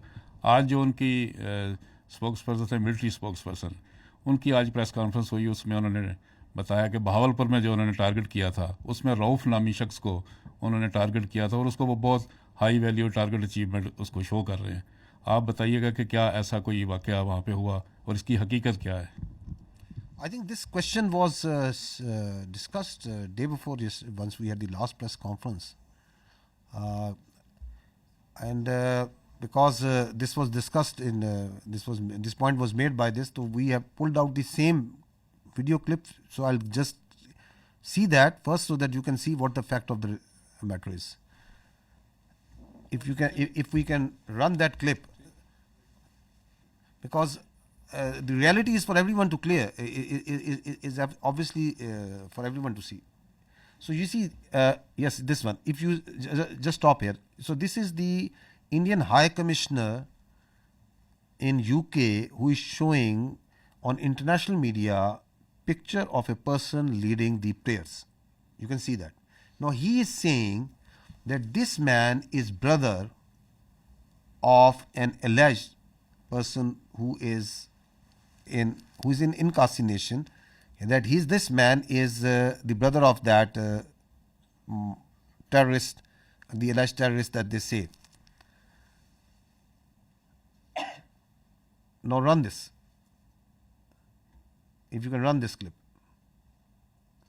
This person here is a sanctioned terrorist under the American sanctions regime. His name is Hafiz Abdul Rauf. So he's saying, stop here. So he's saying he is Hafiz Abdul Rauf, who is a sanctioned terrorist, and this terrorist is leading this prayer. So he is a High Commissioner of the Indian government. No, go ahead. That you're mentioning.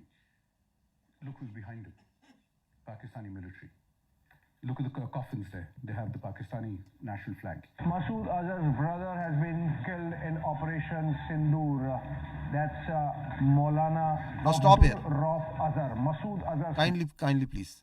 So what he's saying now, their media is saying that no, this person has died. So at the same time, he is dead for them. At the same time, he is alive for them, to whom to believe. So what we did was, we tried to reach out this man, because there was a person who was leading the prayers. Now we'll show you that man. Brother Abdul Rauf Azhar killed in Operation Sindoor. Your own Pakistani military has said that Masood Azhar's family has been killed. I'm quoting the Pakistani military. Now stop here. No, please stop here. Kindly, please.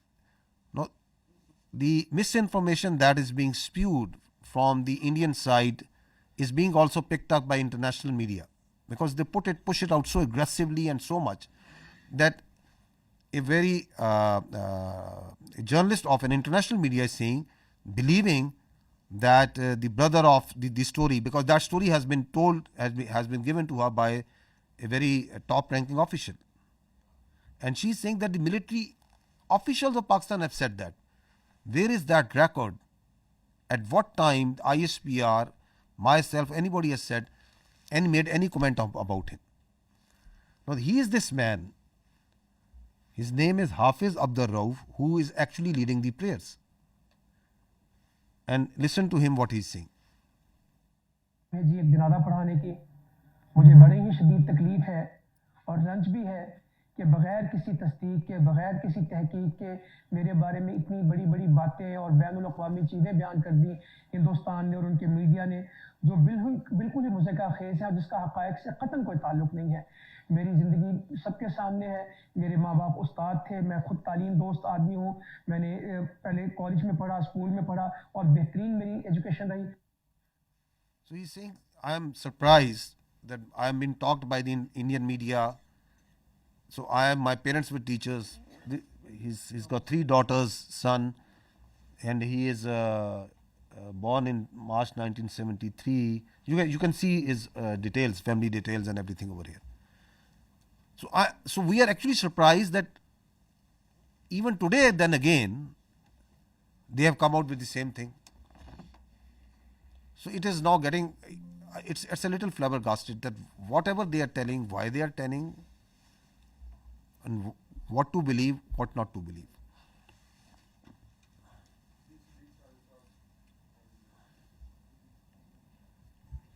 Sadiq सारा जी एक news से रब नवाज साहब आपसे सवाल है कि अभी थोड़ी देर पहले INS विक्रांत के हवाले से बात हुई कि इंडियन सोशल मीडिया जो था और उनका अपना मीडिया बहुत ज़्यादा हाइप क्रिएट कर रहा था, और फिर उसके बाद टेलीग्राफ की एक स्टोरी आई, फिर कराची की बंदरगाह کے حوالے سے کہ اس کے اوپر اٹیک ہونے والا ہے. پھر آپ دیکھتے ہیں کہ انڈین نیوی جو ہے وہ ہم سے 3 گنا وہ بڑی ہے.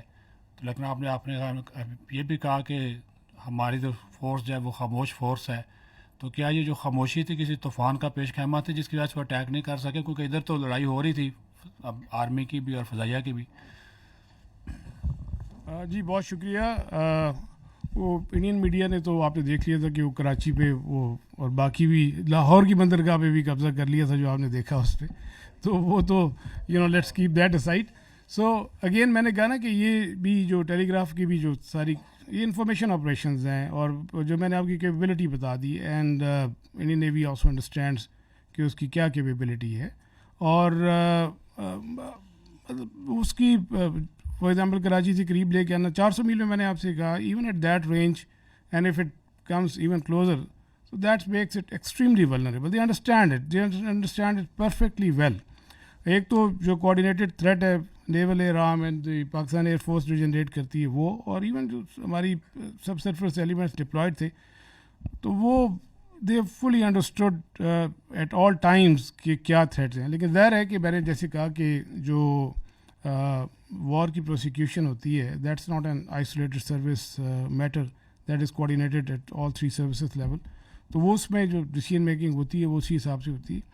اور لائک یہ میں نے کہا نا آئی او ڈومین میں جیسے آپ نے ٹیلی گراف کا ذکر کیا اور پھر وہ ایک تھوڑی سی تشویش سی پہلی تو وہ more of I O domain میں تھا. وہ تو جب اس سے بہت پہلے بھی جو ہے around I think 23 26 of April بھی جب وہ کاروار سے نکلا تھا تو اسی دن وہ کراچی پہ پہنچ بھی چکا تھا. تو وہ بھی اس دن آپ نے ان کی میڈیا میں دیکھا ہوگا. تو وہ یہ سب اسی آئی او ڈومین میں تھا. اور capability they all understand and while I am not undermining لیکن I am just be factually correct. We understand we have our plan ready. اور مطلب اگر کوئی ایڈونچرزم کی طرف آتا ہے تو we will take them down. Thank you very much. We news سے ہوں سر. اس میں جو آپریشن ابھی لانچ کیا گیا تھا اس میں کافی اسلامک ٹرمنالوجیز یوز کی گئیں. بنیان مرسوس جو انڈین میڈیا سے تو پروناؤنس بھی نہیں ہو رہا تھا. اس کے علاوہ فل مغیرات صبحن یہ صبح کے وقت اٹیک کیا گیا جو کہ ایک سنت تھا. تو یہ کس کی کیا حافظ صاحب کا آئیڈیا تھا؟ یہ کس طرح پلان ہوا ہے؟ دیکھیے پاکستان کی جو افواج ہے پاکستان کی جو فوج ہے اس کے اندر جو اسلام ہے it is part not personally of our beliefs of each one of us. It is part of our training. It is part of our faith. Iman, taqwa, jihad fi sabilillah. That's what drives us. That's our motto. And alhamdulillah, we have a chief of army staff who has a strong belief.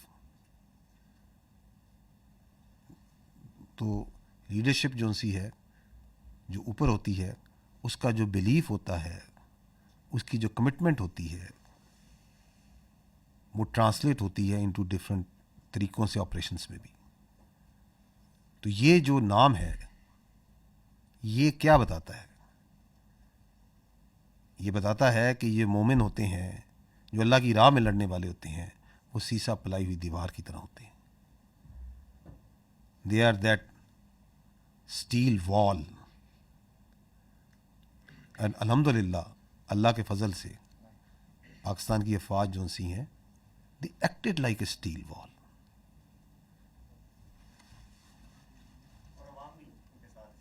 جی بغیر کسی شک کے میں نے اس لیے شروع میں کہا کہ سب سے پہلے ہم اللہ سبحانہ و تعالیٰ کے آگے سجدہ کرتے ہیں شکر کرتے ہیں.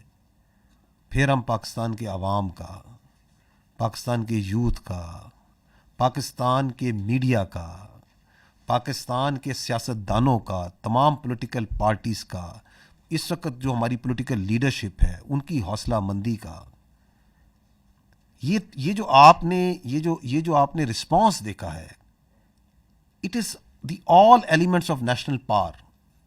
How quickly they came how quickly they gel together and they were all that steel وال.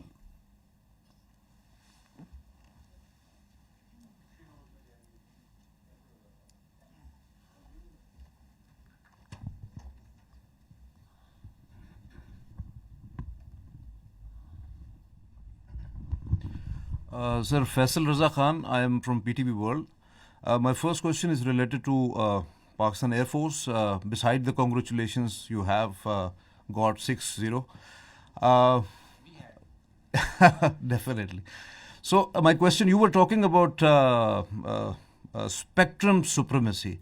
And this question is related to the cyber warfare and the space warfare that Pakistan Air Force successfully, whether it was the jamming or taken over of the satellite, and what was the nature of that satellite, whether that was the military one, because whole of the command and control system of the adversary, they always utilize those satellites for any action.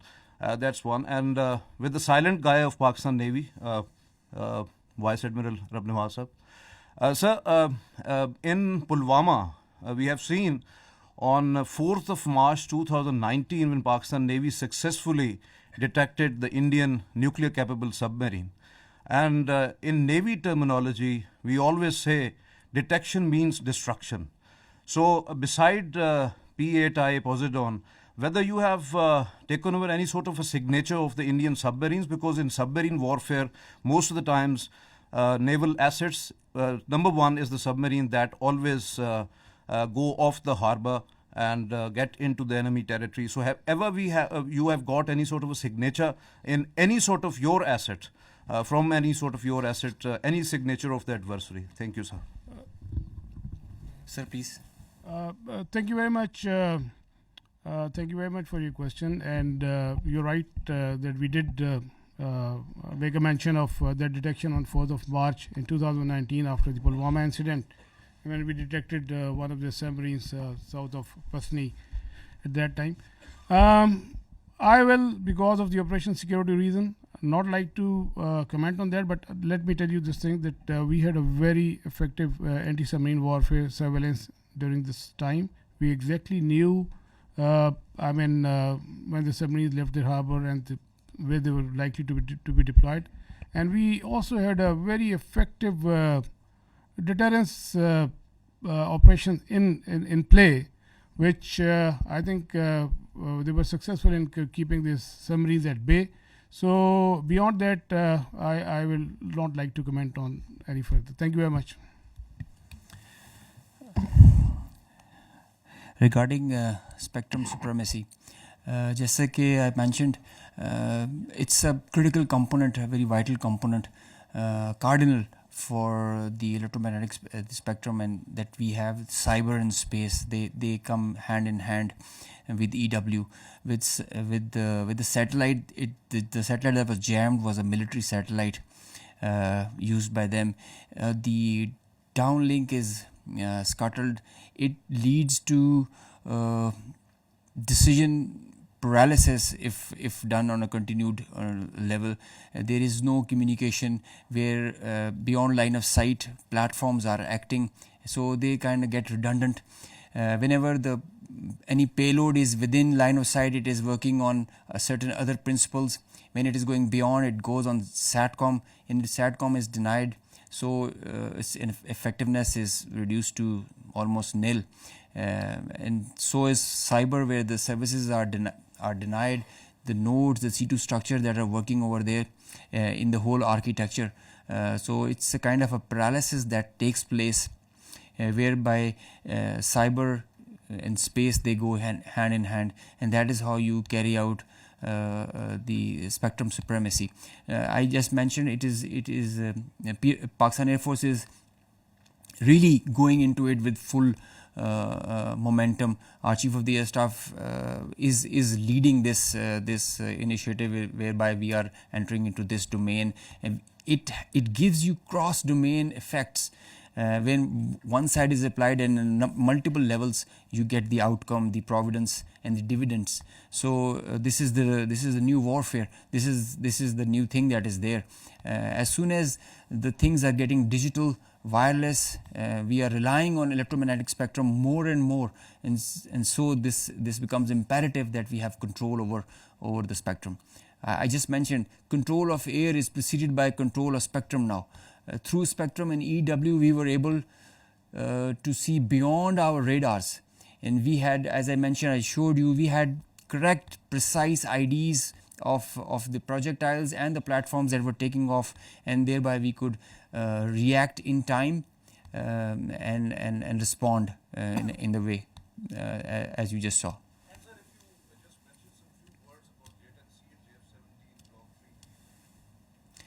JF-17 is a very potent platform. Pakistan is employing them very effectively, as you just saw. JF-17 is the pride of Pakistan, and the Block 3 has added potential, enhanced combat potential and effectiveness with the payloads that it carries. All these targets that were engaged were done by JF-17 Block 2 and 3. It has the ESA radar. So J-10 is a very good thing. As you saw, it's not the fact that the Rafale is a bad plane. Rafale is a equally potent, very potent aircraft. I mean, if employed well, but it's how you're, with all in all fairness and jokes aside, it's all the training. I think it's the, as mentioned, the direction, the leadership that propels you in that direction, gives you confidence, and the support of the nation. That's the foundation the Pakistan Air Force and the armed forces are standing on. The support of the nation, and the way you look at us right now and always do. This is what drives us. This is what drives us. Thank you.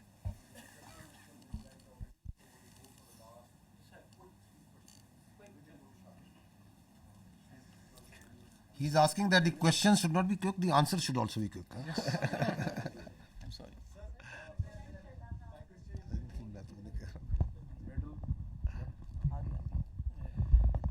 Sir आज Indians की तरफ से press conference की गई थी, उसमें इतराफ़ किया गया जब उनसे पूछा कि राफेल गिरा है, तो उन्होंने कहा कि जंग में नुकसानात होते रहते हैं, तो दुश्मन की तरफ से इतराफ़ करना कितना उसका इम्पैक्ट है। दूसरा सवाल ये है कि सर एक दिन पहले जब नायब सदर से सवाल किया गया कि इंडियन पाकिस्तान कशीदगी चल रही है, तो उन्होंने कहा it's none of our business, लेकिन वो क्या हुआ कि एकदम से उनका बिजनेस भी हो गया और उन्होंने मोदी को कॉल भी की, कहा जा रहा है क्योंकि सेंसिटिव इन्फॉर्मेशन उनके साथ लग गई थी।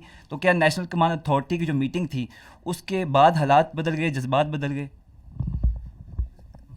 आप राफेल का जी देखिए, हम एक बड़ी प्रोफेशनल एयरफोर्स हैं।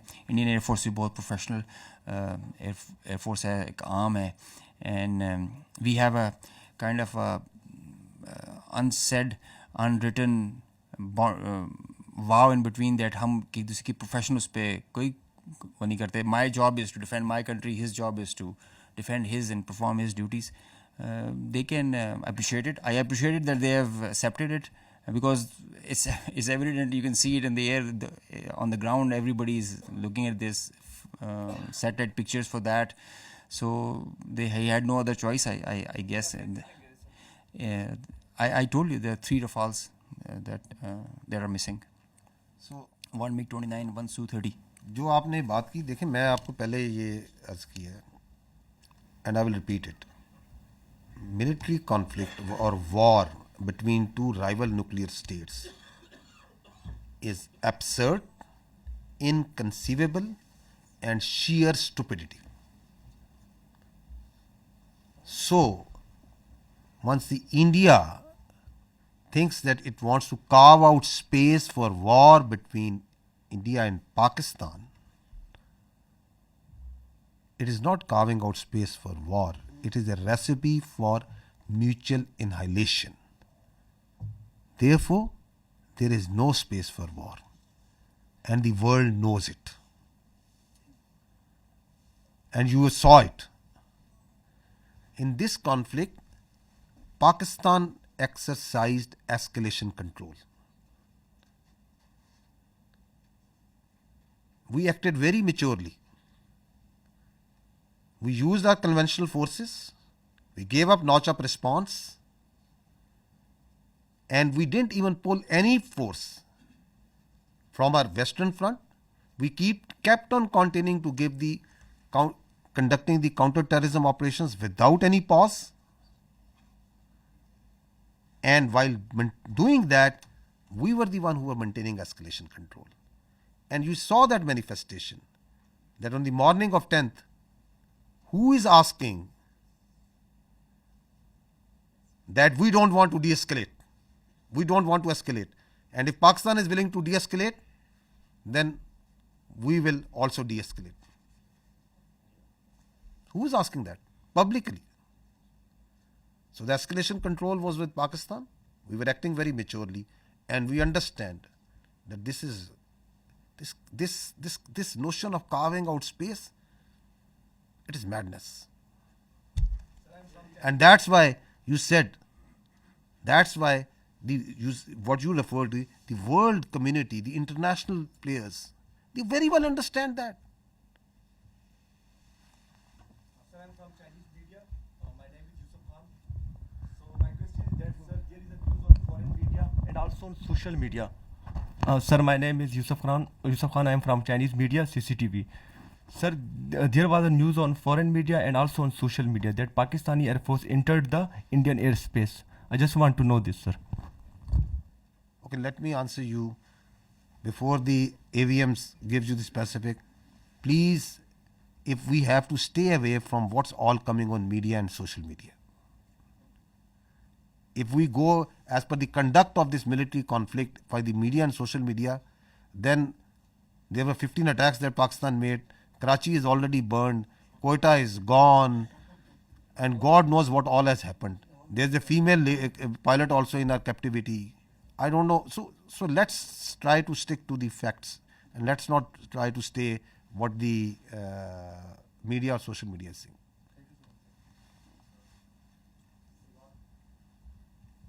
Salman from Bold News. My question is for AVM.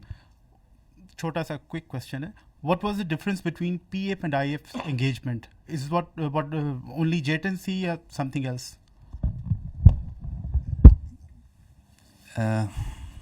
I think I did mention JTNC is a potent platform. So is JF-17, F-16, and Rafale also. It's how you employ them. It's a training. I think it is a training. It is the mindset. It is the mindset of our pilots, the aggressive mindset that we take. Pakistan Air Force, alhamdulillah, is giving training to foreign countries. They are coming and asking in numbers. They want to come and have training with us. We have been invited on international exercises. The kind of level of training we have is remarkable. So I can say with great conviction that the difference was in the mindset, in the leadership, in the whole architecture. Platforms do come in play. They are there. I mean, you cannot just rule out them that they don't mean nothing, but they are one part. But the main driving force is the culture of the organization, the leadership, the mindset it has. Iqbal said, "Kafir hai to karta hai shamsheer pe bharosa, momin hai to betegh bhi ladta hai sipahi."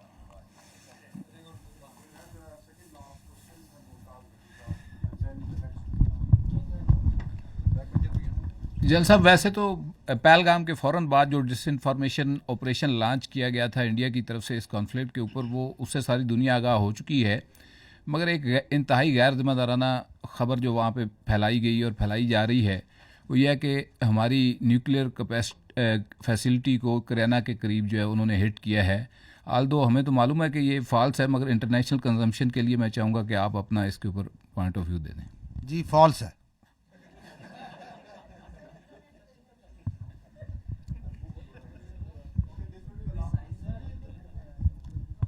D साहब, thank you. Ghazanfar साहब, आपका तो बहुत शुक्रिया कि मुझे सवाल करने का मौका मिला, और मैं ये भी रिक्वेस्ट करूँगा कि बार बार जिस प्रेस कॉन्फ्रेंस में भी हो मुझे सवाल करने का मौका मिले। और अला नूर वज़ीर हूँ, मशरिक़ पेशावर ग्रुप से। मेरा सवाल ये है कि भारत और पाकिस्तान दोनों एक दूसरे पर दहशतगर्दी के इल्ज़ामात लगा रहे हैं, तहफ़्फ़ुज़ात। तो ये इल्ज़ामात या तहफ़्फ़ुज़ात कैसे दूर किए जा सकते हैं? मिल बैठ कर किरदार अदा करना चाहिए दोनों ममालिक को। और दूसरा सवाल मेरा ये है कि अगेन अगर मतलब इस तरह ड्रोन आते हैं तो गिराने के लिए क्या अमल है? और साथ साथ जो मतलब भारत की जानिब से आपने बात की लोगों की कि हमने लोगों को टारगेट नहीं किया, तो आपका लोगों के लिए मैसेज क्या है और फिर भारतीय आर्मी के लिए आपका पैगाम क्या है? देखें, वो जो ड्रोन है वो 84 से आपका दिल नहीं भरा जो हमने गिरा दी है। जितने आए थे गिरा दिए, ठीक है, आएंगे और गिरा देंगे. तो आप please be there is no issue, remain totally comfortable. Whatever they will send, whatever they can send, with the support of the people of this country, your armed forces have the capability to take them on. Absolutely no issue. जो आपने पहली बात क्या की थी?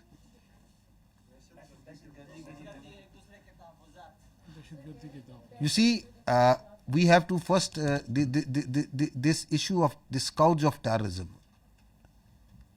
Who is facing it? It's Pakistan. Who is sponsoring it? Who is abetting it? It's India. So that's the reality. Do you think that they are conducting, they are prosecuting terrorism in Pakistan through multiple proxies? How to deal with it? How to deal with it is to gel the nation to stand together, as we have stood like a steel wall against this threat from India. This steel wall will smash this terrorism also, whatever they may do, whatever proxies they may put. And the state of Pakistan, with the support of its people, is doing it. It requires the whole of the nation approach. I will not go into the details. I have multiple times said that we have these 14 points of the National Action Plan. We have to implement that wholly. So this terrorism is not going to go away by talking with India. We don't look outside. We don't beg anyone that don't do this. Our strategy is not hope. We are a proud nation and we will finish off this terrorism. There should be no doubt in it.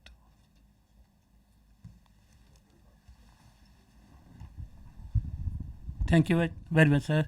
Asghar Ali Mubarak Daily Mail से हूँ sir. जिस तरह का एक पाकिस्तान ने माशाल्लाह मशरक़ी side पे जो फतह ये हासिल की है और कौम की मैंने देखा है कि खुशियों से उनकी आंखों में आंसू भी, लेकिन दिल उनका जो है आपकी आर्म फोर्सेस की वजह से बहुत जो है वो दुआएं दे रहा है. तो क्या हम मगरबी साइड पे भी इसी तरीके से इस जो मोमेंटम है उसके ज़रिए दहशत गर्दी के ऊपर काबू पा लेंगे, जिस तरह बलूचिस्तान के अंदर, जिस तरह केपी के अंदर हम देख रहे हैं कि मुख्तलिफ एरिया के अंदर, तो हम ये समझ सकते हैं कि ये जो मशरक़ी साइड के ऊपर जो इतनी बड़ी फतह याबी हासिल की है उससे पाकिस्तान काफ़ी अरसे से हालत जंग में है, तो उसको भी हम इसी तरह जो है फतह याब से हमकरार करेंगे. मैं यही अर्ज करूँगा, इस दहशतगर्दी को पहले तो अव्वल यकीन रखें कि हम इस पे काबू पाएंगे, काबू पा लेंगे अल्लाह ताला की मदद से और नुसरत से. उसकी कुछ वजूहात हैं. उसकी वजूहात ये है कि हम सच पे, हम हक पे हैं. उनकी ये जो आइडियोलॉजी है, परवर्टेड आइडियोलॉजी है, ये इस्लाम नहीं है. इसका इस्लाम से, दीन इस्लाम से, इसका इंसानियत से, इसका पाकिस्तानियत से कोई ताल्लुक नहीं है. इसका हमारे रस्म व रवाज से कोई ताल्लुक नहीं है. मजलूम को मारना, खुद कुछ धमाके करना, मस्जिदें उड़ाना, किडनैपिंग करना फॉर रैंसम, भत्ताखोरी, स्मगलिंग, इसका क्या ताल्लुक है इस्लाम से? इसका क्या ताल्लुक है इंसानियत के साथ? तो we are on the right, the nation is on the right. You have a battle hardened army. what we just need is that we stand together the way we have stood together. And this nation, for its survival, for its prosperity, is standing together. आपको नजर आ रही है ये कौम मुत्तहिद, इकट्ठी, एक अज़म, एक चमक हमें नजर आ रहा है, आपको नजर आ रहा है. एतमाद, बावजूद तमाम कोशिशों के दरार डाली जाए इस मुल्क के इदारों में, इस मुल्क की अफवाज में और अवाम में, किस तरह मुत्तहिद हुई है कौम? क्योंकि हमें पता है कि रियासत माँ होती है. इस माँ, इस रियासत की छत तले हम सब ने पलना बढ़ना है. कोई थोड़ा कम पढ़ लेगा, कोई थोड़ा ज़्यादा पढ़ लेता है, कोई अमीर हो जाता है, कोई गरीब होता है, जिस तरह ख़ानदान में भी फ़र्क होते हैं. But doesn't make us that we start fighting with each other. तो our unity, our resolve has been strengthen and will continue to be strengthened. And we will take on this terrorism. اور ہمیں یہ بھی متہ ہونا چاہیے کہ یہ بھی اسی دشمن جس نے ابھی کنونشنلی ہم پہ اٹیک کیا ہے، یہ بھی اسی کی لگائی ہوئی آگ ہے، یہ بھی اسی کی مکاری ہے. تو کیا ہم اس کو اگر وہاں مات دے سکتے ہیں تو اس کی اس مکاری کو مات نہیں دے سکتے؟ بالکل دے سکتے ہیں، اور دے کے دیں گے انشاءاللہ تعالی.